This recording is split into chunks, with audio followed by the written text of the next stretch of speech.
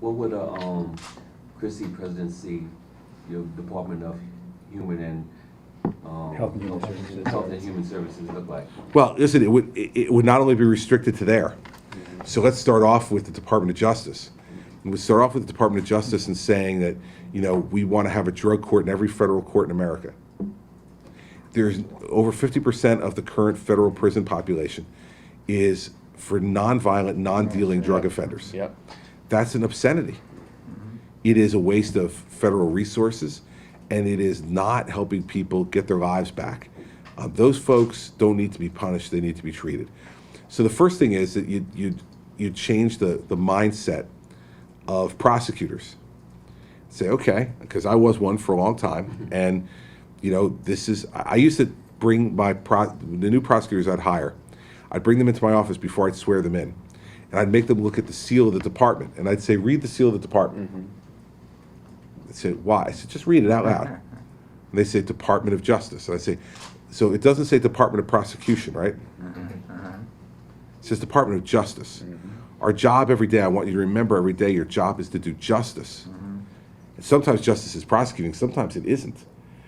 And I'm expecting you to use your judgment on that. So the first thing is I go to the Department of Justice and say, on this score, if someone's violent, if someone's dealing this poison in neighborhoods, we'll always have a jail cell for that person. They deserve to be punished. They're profiting from this poison. They're creating violent acts in its wake. You need to be punished for that.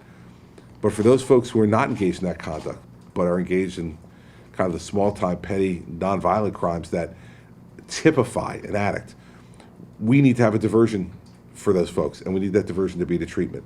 So the first place I'd start is in the Justice Department, and then take some of the money that I was using to incarcerate people at 50% of the prison population, take that money and give it to the Department of Health and Human Services and say to them, all right, now set up treatment models throughout the country that will respond to this new demand that we're going to have, because we're going to have federal drug courts in all 93 federal districts across the country.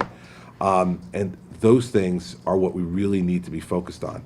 And so that's what it would look like. And I think the third piece of it would be a president who was talking the way I spoke downstairs and the way I'm speaking up here now on a regular basis around the country behind the seal of the president, so that anyone, whether it was Tim or Betsy or Liz, no matter what stage of your disease or your recovery you were in, would turn on the television set or go on your iPad or your PC and say, the President of the United States gets it.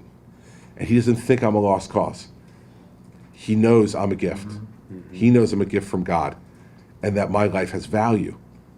And I can do something with that. And it'll speak also to your parents and to your spouses and to your siblings that we're going to think differently about this in this country.